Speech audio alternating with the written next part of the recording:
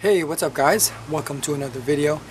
This video is actually something that I had been considering doing for quite some time but never really got a chance to do anything about it. I just wanted to do my own unboxing after looking at other people's and seeing what they've done, and just wanted to put it out there. Some things that I typically bring out to the field. This is a dye navigator bag, actually the top portion that I have. I don't have the bottom portion anymore because that's was a little too much space for me, so I sold that one and I kept this top portion. So before I do anything else, let me just start from, I guess, the bottom. What I will put in the bottom. I've got some microfiber towels for cleaning the mask, just the basics. Also have a couple of bags that I will bring with me just to keep things clean, like the interior of the bag. So after a day's play, I'll put my hopper in a bag, or I'll put some other things in there in this bag, so then I can put it in the big bag, just to, like I said, just to keep things clean in there, just to save me the trouble of cleaning the interior of the bag. This is a barrel kit that I'll use. Right now I am using a disruptive kit. I have a couple of backs from 678. I actually just got this recently because of the pump. I thought I was fine with the 682, but with the paint, or the field paint, it was actually rolling through the 682, so I had to pick up a smaller bore. Otherwise I was getting very inconsistent shots, and sometimes they would just roll straight right through. So I had to pick this up. So I have 678, 682, 686, and if I really wanted to overbore, I have a 688. Still not sure if I should continue to bring this to the field, but for right now I'll keep it with me. And 2 tips, making the total of 15 inches. So that's what I'll use most of the time in terms of the barrel. A tank with a cover, that's basically it. It's one of the smaller tanks, because the field that I usually play at, the air is very close to the staging area as well as the field, so I don't really feel the need to have a bigger tank, and even then I usually don't shoot too much. So this is perfect for me. The distance is also quite nice. Here is the caddy that I'll bring sometimes, just to make it a little bit easier to refill.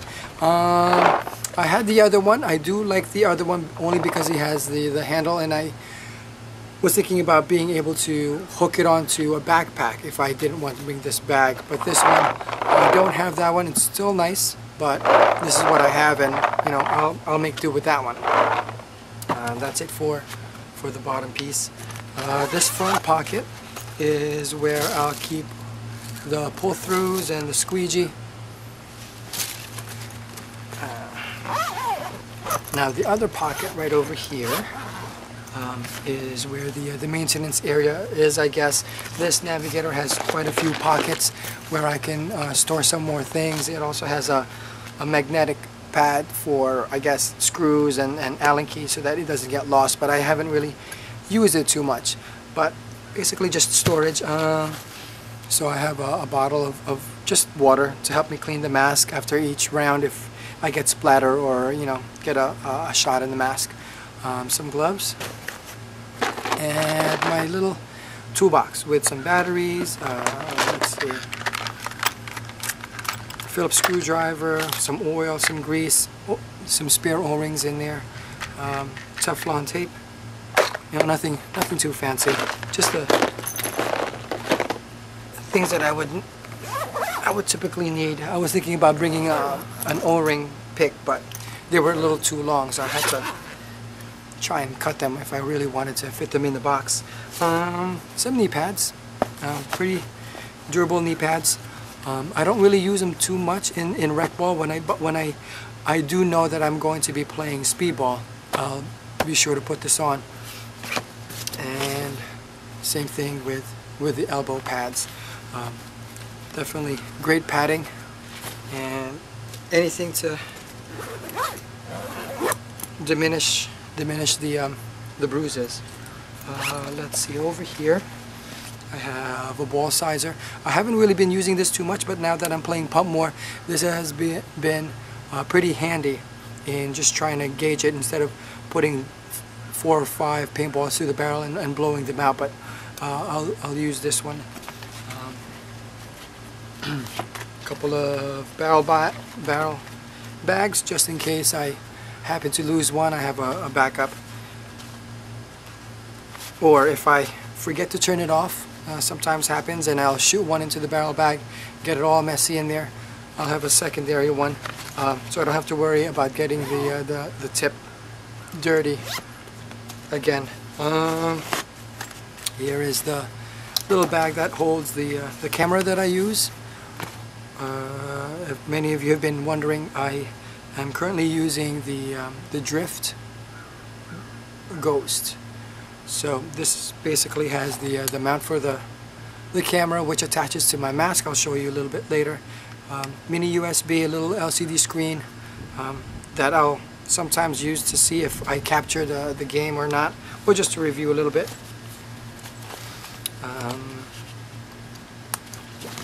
I don't know if you heard that. There was actually a little bit of thunder.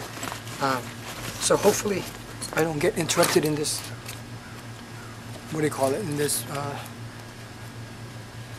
video. So I'd have to continue it another time, I guess, or try to do whatever. But anyway, here's a lock that I just was actually for my snowboard, and I haven't really snowboarded in the last 2 years, but I still have this. So in the event that I wanted to secure it to a table, I'll strap it down. You know, so just something to keep handy. Let's see, that's it for the other pockets. Now the main pocket. This is my mask. You know, just a die I4, and I actually mounted 2 mounts for the camera on both sides.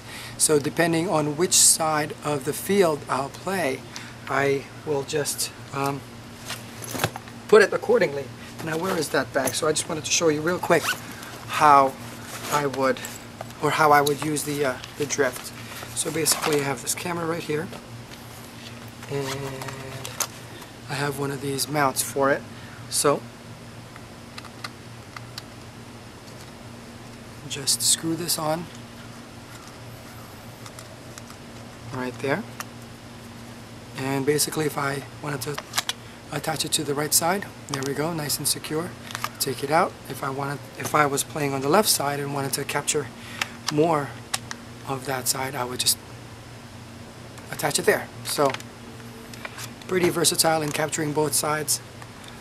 Sometimes I just forget which side which side of the camera it is on, but I don't know if you've seen in the other videos, I'll change it mid-game and do it that way.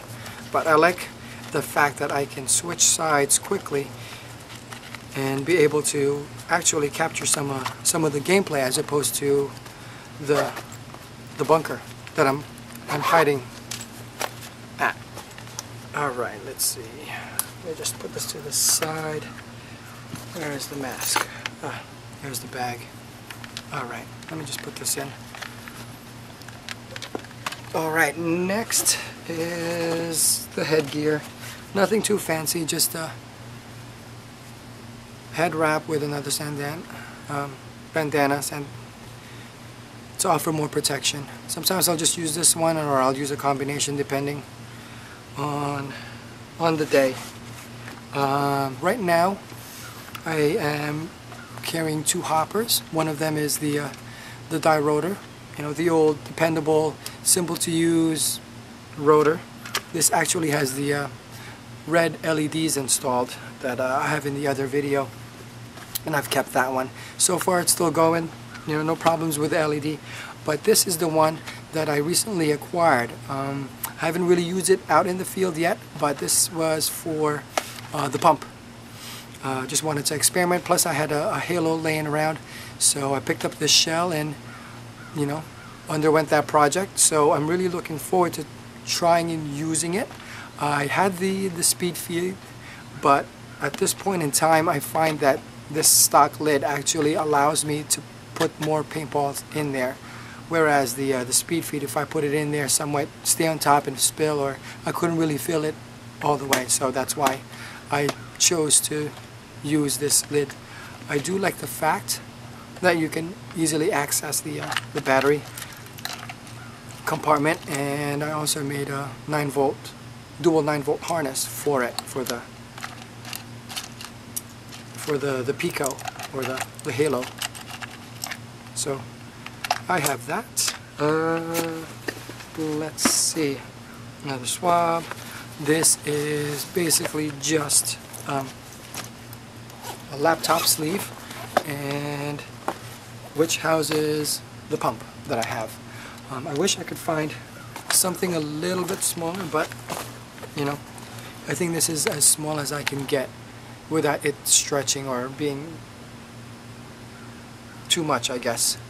So if you're looking for a nice cheap way to protect your guns, go check out dollar stores or Five and Below stores to pick up nice laptop sleeves, neoprene sleeves to put in your backpack, so you don't really have to use your you know, like Eclipse cases or the stock cases, which is nothing wrong with it, but if you wanted to resell your guns later in the future, it helps keeping those things in pristine condition, and just a sign that you really take care of your guns and the things in there. But if you just want to use those, go ahead. That's, you know, it's all preference. These are actually 100-round pods that I decided to just carry with me in case I do decide to play pump. And I don't know if you notice, I was experimenting also with dyeing them. They were clear, and I don't know if you can tell from the video, they're a little bit blue to kind of match the gun. So I had some extra dye laying around, and I decided to mess around with the pods. So here we go. So it's a slight blue. My pod pack, which holds protopods. Right now I really like these pods because they hold more than the standard pods out there. The lids come out easily, very durable, no problems at all. And the fact that they were free, actually, because I bought these this dye pod pack, and they were having a promotion that came with the protopods. So, you know, can't beat free. As far as this harness, it's basically the best that I've tried. I've tried the NXC, the Valken, a few other ones, the Empire ones, and these to me feel the lightest when I have the 4 pods in there, and they're actually bigger on the inside, where it would be very easy for me to use these pods. I've tried to use these pods on the NXC pod packs, and I had a hard time mid-game just trying to take it out because it would get stuck. So it definitely limited me in trying to reload my marker when I was out on the field and just fighting with the pod pack. And playing rec ball or in the woods, I don't really throw these pods after refilling. I try to stick them back in there, so I don't really have to go around trying to find them. As far as this bag, it also has side sections for the marker. I would have used this for the pump, but it's way too small for the pump, so I have this. So last, excuse me, like I said, is another neoprene sleeve, and this actually has the ion that I currently have.